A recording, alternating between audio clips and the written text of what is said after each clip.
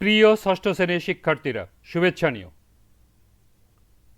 আজকে আমি তোমাদের বাংলা বইয়ের ষষ্ঠ অধ্যায় সাহিত্য পড়ি, লিখতে শিখি এর 127 এবং 128 পৃষ্ঠা সমাধান করে দেব। প্রথমে তোমাদের বলবো, যারা আমার চ্যানেলটি সাবস্ক্রাইব করো নাই তারা আমার চ্যানেলটি সাবস্ক্রাইব করবে এবং আমার সাথে থাকবে।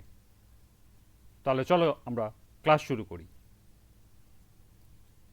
প্রবন্ধ লিখি। কোনো একটি বিষয় নির্বাচন করো। বিষয়টি কোন কোন দিক দিয়ে আলোচনা করবে তা নিয়ে ভাবো। কয়েকটি অনুচ্ছেদে গদ্য ভাষায় তোমার ভাবনাকে উপস্থাপন করো। লেখার শুরুতে ভূমিকা ও লেখার শেষে উপসংহার থাকবে। মাঝখানের অনুচ্ছেদগুলোতে তোমার বক্তব্য একের পর এক সাজিয়ে লিখবে। একেবারে উপরে প্রবন্ধের একটি শিরোনাম লেখো। অর্থাৎ এখানে তোমাকে একটি প্রবন্ধ লিখতে হবে। প্রথমে এখানে প্রবন্ধের একটি নাম দিতে হবে, এরপর একটি প্রবন্ধ লিখতে হবে। তাহলে চলো এখন আমরা এর নমুনা সমাধান দেখে নিই।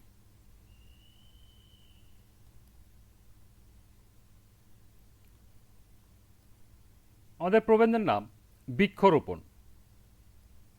বৃক্ষ আমাদের পরম বন্ধু। বৃক্ষ শুধু প্রাকৃতিক শোভায় বাড়ায় না, মাটির ক্ষয় রোধ করে, বন্যা প্রতিরোধ করে, ঝড় তুফানকে বাধা দিয়ে জীবন ও সম্পদ রক্ষা করে। আবহাওয়া নিয়ন্ত্রণেও বৃক্ষের ভূমিকা অপরিসীম। আমাদের জীবনে বৃক্ষের প্রয়োজনীয়তা অপরিসীম। বৃক্ষ থেকে পাওয়া অক্সিজেন গ্রহণ করেই আমরা বেঁচে থাকি। বৃক্ষ আমাদের পরিবেশের অতি গুরুত্বপূর্ণ উপাদান এবং অন্যতম বনজ সম্পদ। বৃক্ষের পাতা, ফল ও বীজ আমরা খাদ্য হিসাবে গ্রহণ করি। বৃক্ষ থেকে তন্তু আহরণ করে আমাদের পরিধেয় বস্ত্র প্রস্তুত করা হয়। বৃক্ষ থেকে প্রাপ্ত কাঠ দিয়ে আমাদের বাড়িঘর ও আসবাবপত্র তৈরি করা হয়। আমাদের রোগ নিরাময়ের ওষুধও এই বৃক্ষ থেকেই তৈরি করা হয়।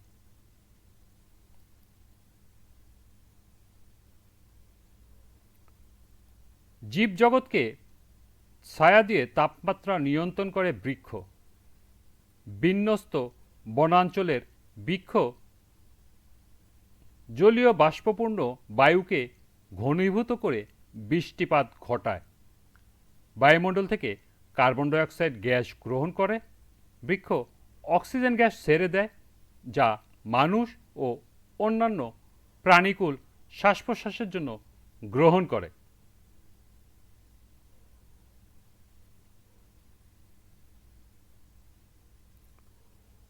বিভিন্ন প্রকার শিল্পের উপকরণ ও পরিবেশের ভারসাম্য রক্ষায় সীমাহীন প্রয়োজনের তুলনায় আমাদের বৃক্ষের সংখ্যা নিতান্তই নগণ্য। আমাদের প্রত্যেকেরই উচিত পরিকল্পিতভাবে বৃক্ষরোপণে অংশগ্রহণ করা।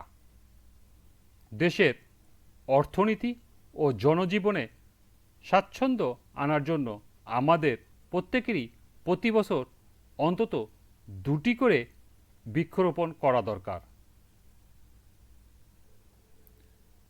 বৃক্ষহীন পরিবেশ জীবন ও জীবিকার জন্য মারাত্মক হুমকি। তাই এই সম্পদের ক্রমবর্ধমান ঘাটতি পূরণের জন্য লাগামহীন বৃক্ষনিধন বন্ধ করা দরকার। পাশাপাশি বৃক্ষরোপণ জোরদার করার প্রতি আমাদের সচেতন হওয়া উচিত। আসুন গাছ লাগাই, পরিবেশ বাঁচাই এ স্লোগানকে যদি আমরা মিলিতভাবে গ্রহণ করি ও কাজে লাগাই, তাহলে আমাদের বনজ সম্পদ বৃদ্ধি পাবে এবং পরিবেশও সুন্দর হবে।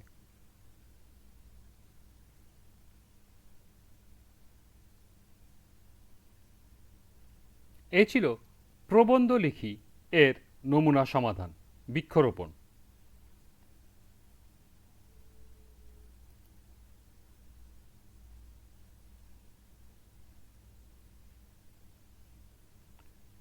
এরপর আছে যাচাই করি।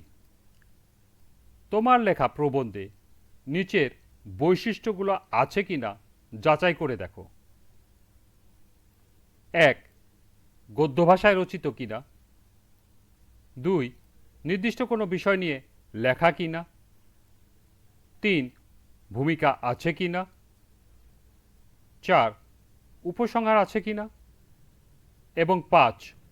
তথ্যগুলো ধারাবাহিকভাবে সাজানো কিনা। তো চলো এখন আমরা এই যাচাই করো এর সমাধান দেখে নিই।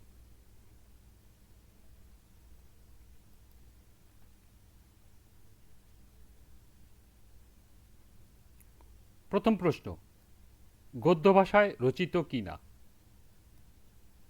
এর উত্তর হবে হ্যাঁ, আমার লেখা প্রবন্ধ গদ্য ভাষায় রচিত। 2. নির্দিষ্ট কোনো বিষয় নিয়ে লেখা কিনা। এর উত্তর হবে হ্যাঁ, আমার লেখা প্রবন্ধ বৃক্ষরোপণ বিষয় নিয়ে লেখা।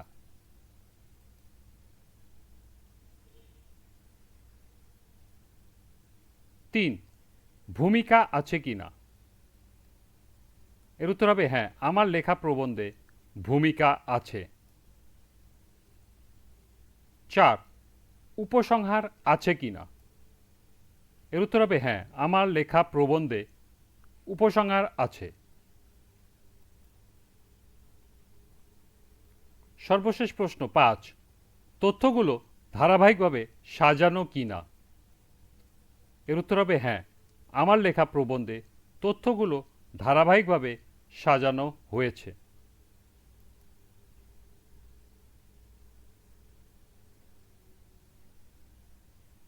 এই ছিল যাচাই করি এর সমাধান। তোমরা এগুলো এখান থেকে নোট করে নিতে পারো।